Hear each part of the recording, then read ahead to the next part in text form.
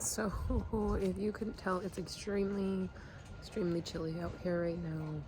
We're kind of in the midst of like a 2-3 day storm that blew in, but we all know with a storm comes growth in the garden.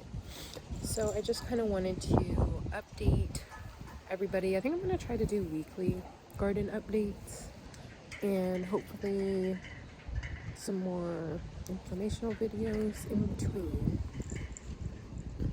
But we're gonna go on into the large raised bed and take a little bit of a look around.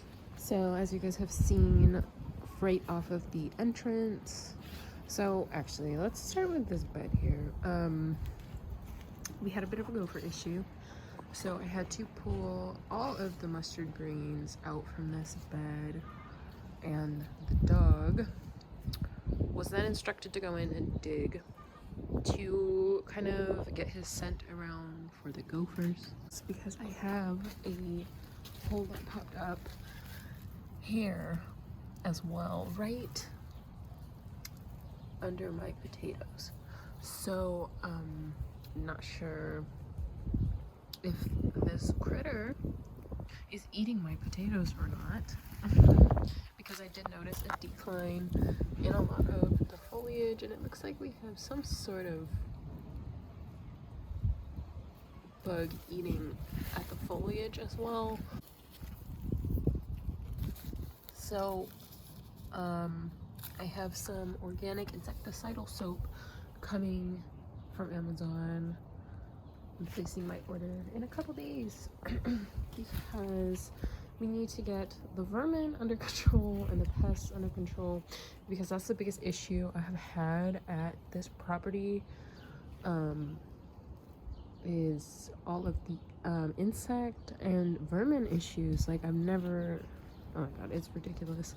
Like, if you're from Southern California, you know the gopher routine. But anyways, here is the herb garden. I moved some seedlings over here because my seedling table wasn't getting good light currently. So they now live in the herb garden. So the Jessica's apple mint has put out new leaf sets, and they're so cute and fuzzy. The rosemary, she still looks a little dreadful. I think my medium is incorrect, so I'm gonna repot her with a richer medium. I believe this may be draining in an improper way for rosemary. The cilantro is still kind of under attack. I'm really not sure by what, but it tastes amazing. I think this is a tomato. Oh my god! Okay, we found a real life volunteer right in the garden. So this is some sort of tomato. So I pray that it's a yellow cherry, but that's a one-off. I noticed yellow cherries like to self-seed and volunteer around in this neighborhood. But anyways, this is just marjoram, and she is coming back beautifully from being cut back. Same with the regular old mint. Here's the ginger mint. I'm going to prune off and propagate these runners so that I can get her to bush out like this mint. And I need to come in and prune my Jessica's apple mint as well so that it gets bushier. That's what's going on here. My sage is still a little, I want to call it stunted, honestly. So I think we need to do some research on the soil condition, and those volunteer cilantro are heavily under attack by a pest. So I don't know. Here are the remaining snap pea seedlings. I planted a lot of them out. Some of them did not germinate. Some of them are slow to germinate, but these two need to be planted out. The corn, our temperatures have not been getting warm enough. I sow my seeds outdoors without a greenhouse. I just do a whole lot of moving these seed trays around to keep them in the sun. But yeah, our temperatures is really the issue with this corn, but it will pick up on germination once we have one heat wave. And then here I sowed some kale seeds. Again, I think it's just been a little too cool for them to germinate super well, but once we warm up after the storm, I think really all the seedlings and seeds will catch up. So this bed has my really dreadful compost garlic.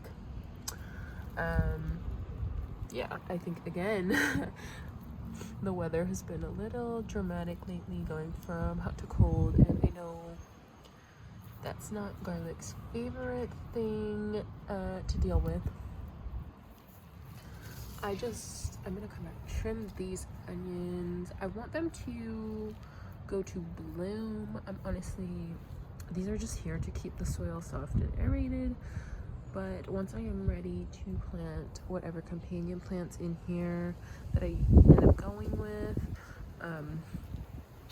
actually I'm probably gonna seed radishes in here once the tomato and the tomatillos have grown up, so that I can prune out the bottom, and then we'll have this whole area of bed to work with once again. But those will probably just get chucked into a 5-gallon nursery pot and left in a corner to flower so that I can collect the seeds. And the flowers are fun to use in salads. So here I alternated celery, lettuce, celery, and then there's just a couple lettuce. In the front row here, we have San Diego tomatoes, there and there. These guys are moving kind of slow, but we don't really have the heat for tomatoes to be pushing along. Here is the tomatillos. They are starting to bud out. There's a little guy. And then this is the Mr. Striking tomato. Oh, beautiful the sun came out. I really want to show the marigolds in the sun. These marigolds are stunning. So, I also have another variety of marigold. They're actually right over there. They're beautiful. It's like safari, the safari ones. Here I sowed some beet seeds. This is my first year working with beets. I've heard horror stories. So hopefully they turn a good production. I do need to kind of come in here and thin. I'm gonna wait probably 2 weeks to thin this patch of beets, just to see, you know, like if any of them are gonna catch up or not. And then here, I realized my turnips washed down the bed. So we have a huge lump of freaking turnips here, and I'm gonna have to come in and thin those, and look how close they washed to the marigold. So those two are gonna be in major competition. I'm probably gonna end up having to move that marigold somewhere else. Over here I popped my kale, and I have harvested a few pieces that were used in salads already. This one is really excellent raw. I also feed my bearded dragons from the garden as well. They only eat from my home for the most part, except things like carrots, because we all know how carrots can be I snuck a little snap pea back here, and I'm planning on having this pea wind up this windmill. Or, I mean, yeah, I'm gonna have it come up the windmill and then jump over to the fence, and it can just play in that area. We're not gonna talk about this. If you know what it is, you know. My sugar snap peas are all lined up. This is a pellet that is buried about 6 inches under the ground. As you can see, the wood is still in good condition, and this pellet has been here for probably 2 years now, and it has not started to decay yet. And I use bamboo. These bamboo sticks are on their 2nd year, and they're still amazingly, a lot of them are still amazingly sturdy. Some of them, as you can see, did get beat by the sun, but it still was good enough for now for this volunteer tomato.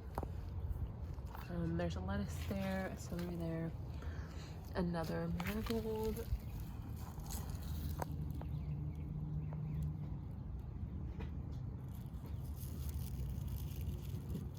I plan on using those petals for tea, since these are organically grown marigolds. I did not grow them myself, but they were locally grown organic. Okay, see, the gopher came back.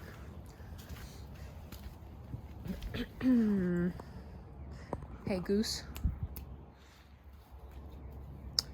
Yeah, so we'll have those gopher alarms soon.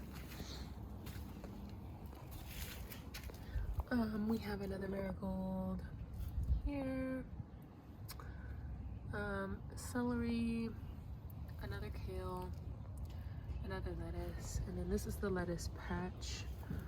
So we have the curly leaf lettuce and that spotted red romaine. Oh, what was it called?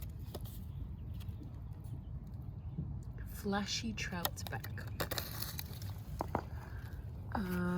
We have tomatillos there, and then I have one yellow bell pepper here, 2 of them here, and then there's one here. And then this is the rest of my curly green leaf lettuce. And in the pot, in the raised bed, my chamomile is almost ready to flower. Can't wait. That bud will be open very soon. We have more lettuce. This was a sucker from that volunteer tomato. Some cilantro. One of those flashy trout back. And over here in this, oh my goodness. Okay, but he's very gentle around the plants, luckily. So these are those safari marigolds.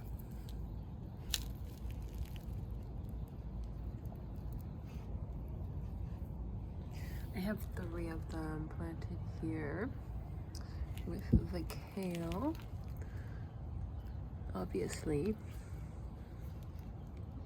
Something's going on here. This is the red Russian curly kale. And then those are red mustards. I have Persian buttercup flower tubers in there, and then I am just growing out my asparagus.